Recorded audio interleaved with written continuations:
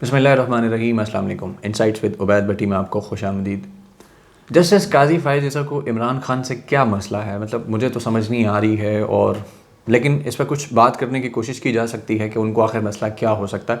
लेकिन उससे पहले बात कर लेते हैं, उन्होंने जो गुज़श्ता रोज़ समाअत हुई थी और जो आज समाअत हुई थी, वो वाला केस जो कि डॉन अखबार ने रिपोर्ट किया था कि वज़ीर-ए-आज़म ने अरकान असम्बली को 50-50 करोड़ रुपए के फ़ंड दिए हैं, और उस अखबारी ख़बर पर जस्टिस काज़ी फ़ाइज़ ईसा ने नोटिस ले लिया और उसके बाद उस पर समाअत हो रही थी। फिर चीफ जस्टिस ने उस पर 5 रुकनी बेंच बना दिया था। और फिर गुज़श्ता रोज़ जो उन्होंने रिमार्क्स दिए, उसमें बड़ी मतलब एक अजीब सी सिचुएशन थी कि वो जिस तरह सवाल कर रहे थे या बातें कर रहे थे, चीफ जस्टिस और तरह से बात कर रहे थे, जो दीगर जजेस थे वो और तरह से बात कर रहे थे। और उस रिमार्क्स के अंदर ख़ास बात ये थी कि जस्टिस उमर अता बंदयाल है, जिस तरह उन्होंने ये कहने की कोशिश की कि जी अदालती हुक्म में मतलब जवाब जो है वो वज़ीर-ए-आज़म के सेक्रेटरी से मांगा गया था। वज़ीर-ए-आज़म जो है उनके जवाब मांगने पर एतराज़ जब किया गया अटारनी जनरल की जानिब से, तो उस पर जस्टिस उमर अता बंदयाल ने ये रिमार्क्स दिए थे। फिर उसके अलावा उन्होंने ये भी कहा था कि वज़ीर-ए-आज़म जो है उनसे ये मामला नहीं पूछा जा सकता, और दूसरी बात ये है कि हुकूमत जवाब दे हो तो वज़ीर-ए-आज़म से नहीं पूछा जा सकता, वज़ीर-ए-आज़म को आइनी तहफ़्फ़ुज़ हासिल है।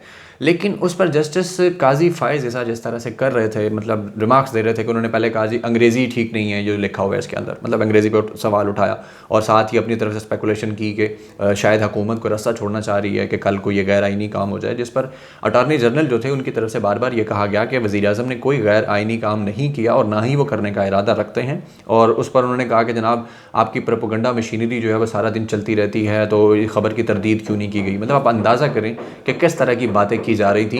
प्रोपेगेंडा मशीनरी चलती रहती है, और जो दूसरी प्रोपेगेंडा मशीनरी चलती है या दूसरी तरफ से जो कुछ होता है या अखबार जितनी झूठी खबरें देते हैं, उस हवाले से काज़ी फ़ाइज़ ईसा ने कुछ नहीं कहा।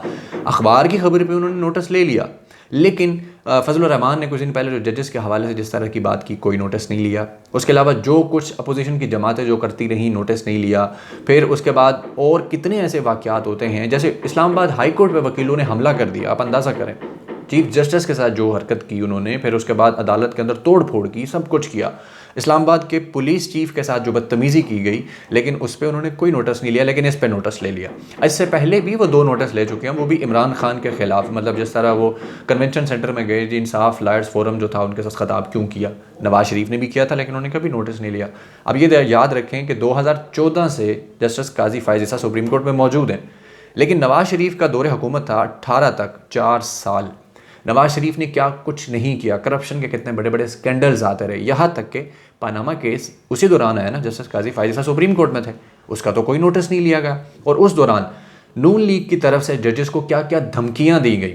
तलाल चौधरी का सबको याद होगा, दानियाल अजीज़ का याद होगा, और तो और निहाल हाशमी ने तो हद कर दी थी, यहाँ तक कहा कि हिसाब लेने वालों तुम्हारा हिसाब ले लेंगे, तुमने रिटायर्ड तो होना ही है, कहाँ जाओगे वगैरह वगैरह।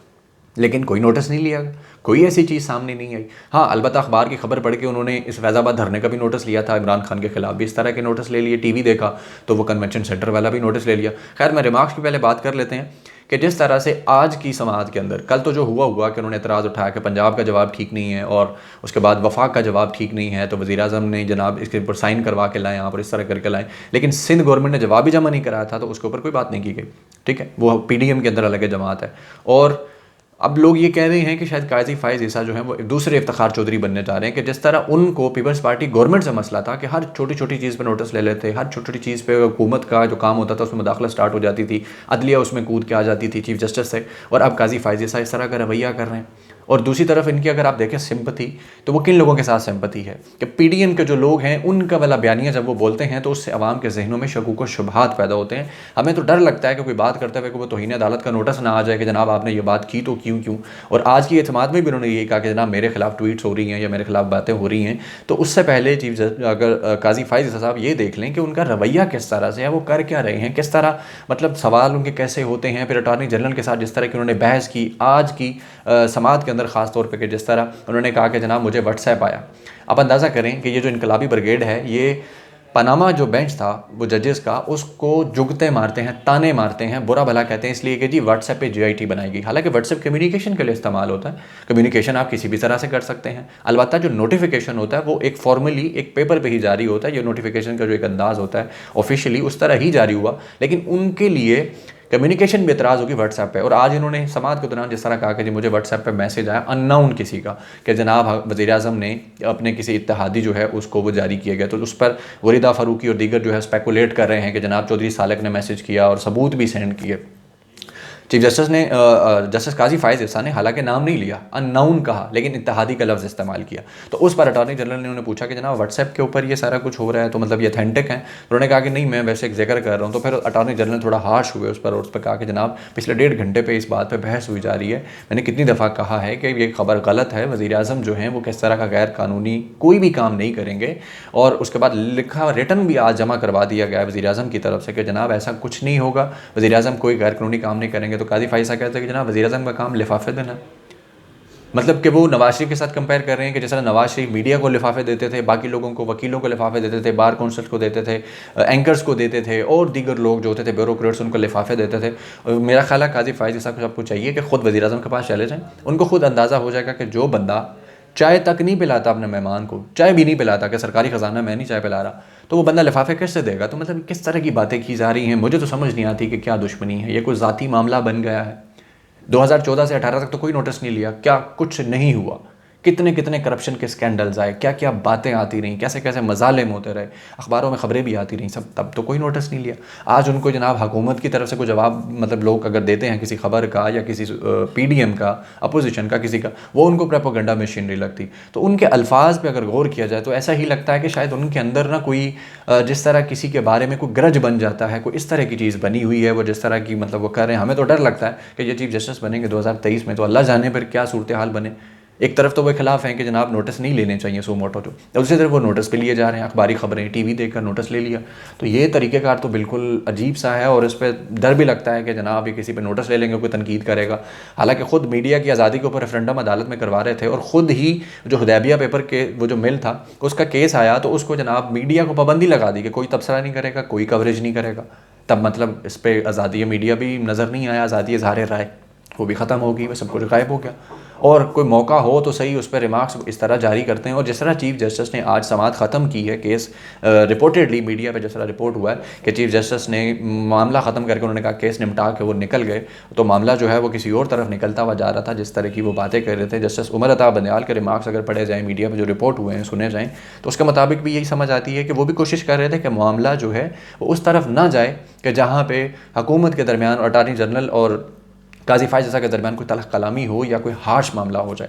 लेकिन काजी फ़ाइज़ ईसा तो शायद इस तरह से कर रहे थे कि ज़रूर कुछ ना कुछ होके ही रहे यहाँ पे। और जिस तरह व्हाट्सएप का फिर उन्होंने उसमें ज़िक्र कर दिया और जो बातें की उन्होंने, फिर उन्होंने कहा कि जी कल मुझे व्हाट्सएप पर किसी ने कुछ दस्तावेज़ात भेजी, मैं आपको ये पढ़ के सुना देता हूँ। NA-65 में हुकूमती इत्तेहादी को भारी भरकम फ़ंड जारी किए गए, ठीक है। इस पर वो गुरीदा फ़ारूकी ने कहा कि जी चौधरी सालक ने किए हैं। उसके बाद उन्होंने कहा जी क्या सड़क की तमीर के लिए मखसूस हल्कों को फ़ंड दिए जा सकते हैं काजी फ़ाइज़ ईसा? क्या हल्के में सड़क के लिए फ़ंड देना कानून के मुताबिक है? हम दुश्मन नहीं, अवाम के पैसे और आइन के मुहाफ़िज़ हैं। उम्मीद है आप भी चाहेंगे करप्शन पर मबनी इक़दाम ना हो। सुप्रीम कोर्ट ने उसके बाद जो है ये मामला चलते रहे। उसके बाद काजी फ़ाइज़ ईसा ने कहा मुझे शिकायत कुनिंदा ना कहें, मैं सिर्फ निशानदही करूँ, क्योंकि अटॉर्नी जनरल ने आगे से ये कहा ना कि जज साहब और वज़ीर-ए-आज़म एक चीफ जस्टिस गुलजार ने कहा इस पर, चीफ जस्टिस जो हैं चीफ जस्टिस पाकिस्तान, उन्होंने कहा कि जज साहब और वज़ीर-ए-आज़म एक मुकदमे में फ़रीक हैं। तो यानी ज़ाहिर है जो दोनों आपस में फ़रीक हैं, तो उस हवाले से मामला इस तरफ चलता हुआ जा रहा था, तो जिस पर चीफ जस्टिस ने कहा कि जनाब ये केस निपटा दिया जाता है। उसके बाद जस्टिस काजी फ़ाइज़ ईसा ने कहा कि जी मुझे शिकायत कुनिंदा ना कहें, मैं सिर्फ निशानदही कर रहा हूँ, आपने शायद मेरी बात सही सुनी ही नहीं, क्योंकि उस पर अटॉर्नी जनरल ने कहा था आप काफ़ी देर से ऑब्जर्वेशन दे रहे हैं, बात तो मेरी नहीं सुनी गई, और आप जो बात कर रहे हैं जब ये उसका व्हाट्सएप का जिक्र आया, उन्होंने कहा तो आप व्हाट्सएप की खबर के ऊपर इस तरह से किए जा रहे हैं। तो उस पर जस्टिस काजी फ़ाइज़ ईसा ने कहा कि मेरे खिलाफ ट्वीट्स की भरमार हो रही है, क्या करप्ट प्रैक्टिस के खिलाफ इकदाम इलेक्शन कमीशन की जिम्मेदारी नहीं? मालूम नहीं वज़ीर-ए-आज़म को सियासी इक़दामात पर आइनी तहफ़्फ़ुज़ हासिल है या नहीं। इस पर जस्टिस उमर अता बंदियाल ने कहा था कि उनको आइनी तहफ़्फ़ुज़ हासिल है। फिर काजी फ़ाइज़ ईसा कहते हैं माजी में अदालतें वज़ीर-ए-आज़म को तलब करती रही हैं। तो मेरा ख्याल है ये उन्होंने वो जो हवाला दिया है वो यूसुफ रज़ा गिलानी का कि उनको तलब किया गया था। अलबत्ता नवाज शरीफ को तो कोई नहीं तलब किया गया सुप्रीम कोर्ट के अंदर, उनकी तरफ से जवाब ही था, उनको बुलाया ज़रूर गया था लेकिन वो पेश नहीं हुए थे।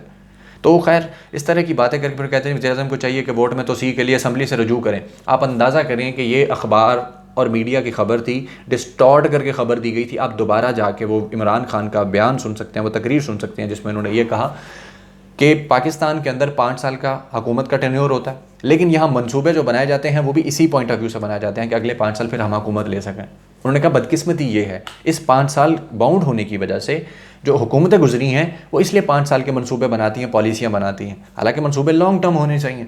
इस हवाले से जब उन्होंने बात की तो उस चीज़ को काजी फायज़ साहब की मालूमात का अंदाज़ा करें, मैं तो अफसोस ही कर सकता हूँ इस पर कि उन्होंने खुद तकरीर पूरी सुन ली होती तो सयाक को सबाक समझ आ जाता। और यहाँ वो ये कह रहे हैं कि जी क्या वज़ीर-ए-आज़म का काम लिफाफे तकसीम करना है। वज़ीर-ए-आज़म ने कहा कि 5 साल की मुद्दत कम होती है, वज़ीर-ए-आज़म को चाहिए वोट में तोसी के लिए असम्बली से रजू करें। तो ये तो एक जुगत वाली बात होगी ना, एक तंज़ वाली बात होगी। तोसी नहीं करवाना चाहते, उनका बयान सुन लीजिए माय लॉर्ड, आप उनका बयान सुन लीजिए, पूरी तकरीर सुन लीजिए, आपको अंदाज़ा हो जाएगा कि वो किस कॉन्टेक्स्ट में बात की गई है। और इस तरह की बातें करके आप हमें और आवाम को मतलब एक तासुर ये दे रहे हैं कि आपका कोई पर्सनल ग्रज बन गया है इमरान खान के साथ कि कुछ भी होगा तो आप उस पर नोटिस लेंगे और इस तरह के रिमार्क्स देंगे। और जो इस मुल्क की तबाही और बर्बादी के ज़िम्मेदार हैं उनके बारे में तो आपने कोई नोटिस नहीं लिया था। पिछले 4 साल उनकी जब हुकूमत थी, आप 4 साल से उनके दौर के अंदर 4 साल जस्टिस रहे हैं सुप्रीम कोर्ट के। उसके बाद और बहुत सारे ऐसे मामलात थे, जैसे वकीलों वाला मामला, आपके घर का मामला। इस्लामाबाद हाई कोर्ट की चीफ जस्टिस पर हमला किया गया, उनको मारा, मतलब मारने की कोशिश की गई और मुबैना तौर पर उनका गिरबान पकड़ा गया, उनको गालियाँ दी गई, आपने नोटिस नहीं लिया। अदलिया की आज़ादी और अदलिया इंसाफ कर रही है कि नहीं, उस पर तो आप रेफरेंडम नहीं कराते, लेकिन मीडिया के हवाले से आप फौरी रेफरेंडम करा लेते हैं कि मीडिया आज़ाद है कि नहीं। वही 10 बंदे जो आपके सामने खड़े हैं और उनमें मेजॉरिटी वो हैं जो कि बेनिफिशरी रहे हैं उन जमातों के जिससे पहले हुकूमतें करती रही हैं। तो माय लॉर्ड ये इस तरह से नहीं कीजिए, मतलब हमारी नज़र में आप एक बड़े सोबर और एक बड़े इंटेलेक्चुअल और बहुत ही डिसेंट किस्म के शख्स हैं। और मुझे पर्सनली तौर पे ये होता था कि जस्टिस काजी फायज़ साहब बड़ी कमाल शख्सियत हैं और जिस तरह का इनका स्टाइल है ये चीज़ों को बड़ा बेहतर करेंगे, लेकिन अब आके चीज़ें बड़ी डाउटफुल सी फील होती हैं। समटाइम तो फियर फील होता है कि जनाब आप तो छोटी छोटी बात पे अखबारी खबर पर हर चीज़ पर नोटिस ले लेते हैं। तो ये जो तरीक़ेकार है माय लॉर्ड, मैं माजरत के साथ ये बात कर रहा हूँ कि ये इस स्टेट मतलब जो आपका जो स्टेचर है इसके ख़िलाफ़ है। ये चीफ जस्टिस जो होता है पाकिस्तान की सुप्रीम कोर्ट का, किसी भी मुल्क का हो, उसके स्टेचर के ख़िलाफ़ है। इस तरह से मत कीजिए। हमारी उम्मीदें हैं सुप्रीम कोर्ट से कि शायद निज़ाम इंसाफ ठीक हो जाए और ये सारी चीज़ें ठीक हो जाएं और जो वकला दहशतगर्दी करते हैं, जो बदमाशी करते हैं, इनको लगाम डाली जाए। लोगों को अदलिया पे एतमाद हो कि लोग इस तरफ आएँ, अपने हाथों से इंसाफ ना लें, इस तरफ आएँ, लेकिन वो उसके लिए तो कंडक्ट उस तरह का होगा तो ही चीज़ें ठीक होंगी। तो खैर सुप्रीम कोर्ट ने अब ये केस निपटा दिया है कि शायद मामला किसी और तरफ निकल जाएगा, लेकिन बड़ी कन्फ्यूजन है और बड़ी अजीब सी सूरत हाल है कि जस्टिस काजी फायज़ साहब क्या कर रहे हैं, कुछ समझ नहीं आ रहा। नाज़रीन अब तक के लिए इतना ही। अपना बहुत सारा ख्याल रखिएगा। अल्लाह हाफ़िज़।